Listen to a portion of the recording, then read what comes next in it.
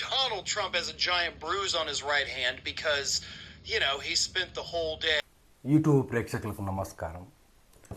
ఈరోజు టాపిక్ వచ్చేసి Donald Trump ఆరోగ్యం మీద సందేహాలు కలుగుతున్నాయి ప్రపంచ దేశాలకు.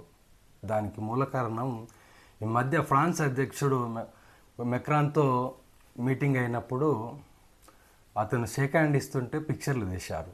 ఆ పిక్చర్లలో అతని చేయి మీద రైట్ హ్యాండ్ మీద కుడి చేయి మీద నల్లగా కమిలిన మచ్చలు, చాలా వెడల్పు మచ్చ కనిపిస్తుంది. కావాలంటే మీరు ఈ పక్క వీడియోలో చూడండి అతని చేయి మీద ఎంత పెద్ద మచ్చ ఏర్పడిందో. అది మామూలుగా రాదు. అది ఎందుకు వస్తుందంటే పత్రికల కథనాల ప్రకారంగా లోపల చర్మం లోపల రక్త నాళాలు చిట్లిపోవడం వల్ల రక్తము కారి చర్మంలో చేరడం వల్ల అలా నల్లటి మచ్చలు వస్తాయి.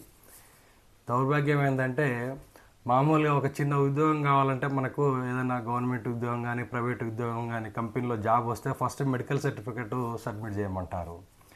కానీ ఏ దేశాధ్యక్షునికి కూడా దేశాధ్యక్షుడిగా ప్రమాణ స్వీకారం చేసే ముందు మెడికల్ సర్టిఫికేట్ అడగరు. అంతకంటే దౌర్భాగ్యం ఇంకోటి ఉండదు. అతని హెల్త్ కండిషన్స్ ఎట్లుంటాయో కూడా మనకు తెలియదు. ముఖ్యంగా ఇది విషయం చెప్పడానికి కారణం ఏంటంటే ఒక దేశాధ్యక్షుడు, అందులో అమెరికా లాంటి దేశానికి అధ్యక్షుడు అంటే ఆల్మోస్ట్ ప్రపంచానికే ఒక అధ్యక్షుడు లాంటి వాడు. అతని నిర్ణయాల వల్ల ప్రపంచంలోని అన్ని దేశాల మీద ప్రభావం ఉంటుంది. దానికి నేను ఒక 1 వీక్ ముందు ఒక వీడియో కూడా చేశాను. దాంట్లో కూడా చెప్పాను $50 బిలియన్ నష్టపోయింది మన దేశం ట్రంప్ నిర్ణయాల వల్ల. ఒక్క నెలలోనే ఫిబ్రవరిలోనే $50 బిలియన్ అంటే దాదాపుగా 135,000 కోట్ల రూపాయలు, ఇండియన్ రూపాయలలో మన కరెన్సీలో 135,000 కోట్ల రూపాయలు నష్టపోయినాం మనం. ఇదే కాకుండా ట్రంప్ రోజు కొన్ని నిర్ణయాలు కొంచెం వెగటుగా తీసుకుంటున్నాడు, ఇబ్బందిగా తీసుకుంటున్నాడు. అందులో ముఖ్యంగా మెక్సికన్స్తో, కెనడాతో, ఫ్రాన్స్తో చాలా విధాలుగా మాట్లాడుతున్నాడు. చూడండి, మీరు నెక్స్ట్ వీడియోలో చూపిస్తాను.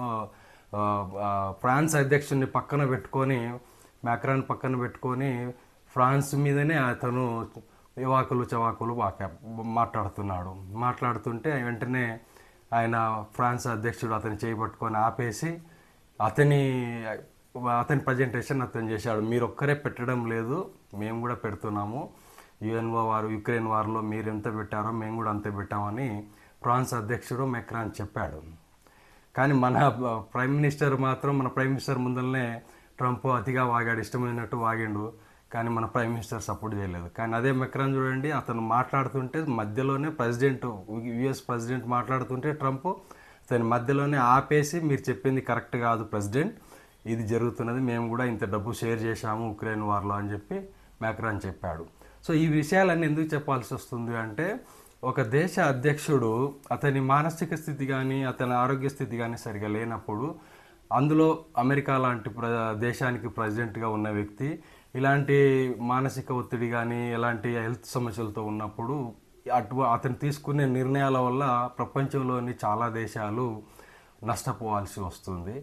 ఇది నాకు తెలియదు కానీ వాళ్ళు ఇంటర్నేషనల్ మీడియాలో చూసి మీకు ఈ వీడియో చేస్తున్నాను. నా వీడియో నచ్చితే షేర్ చేయండి, సబ్స్క్రైబ్ చేయండి, లైక్ చేయండి. Thank you very much. Europe is loaning the money to Ukraine. They get their money back. No, in fact, to be frank, we paid 60% of the total default, and it was through, like the US, loans, guarantees.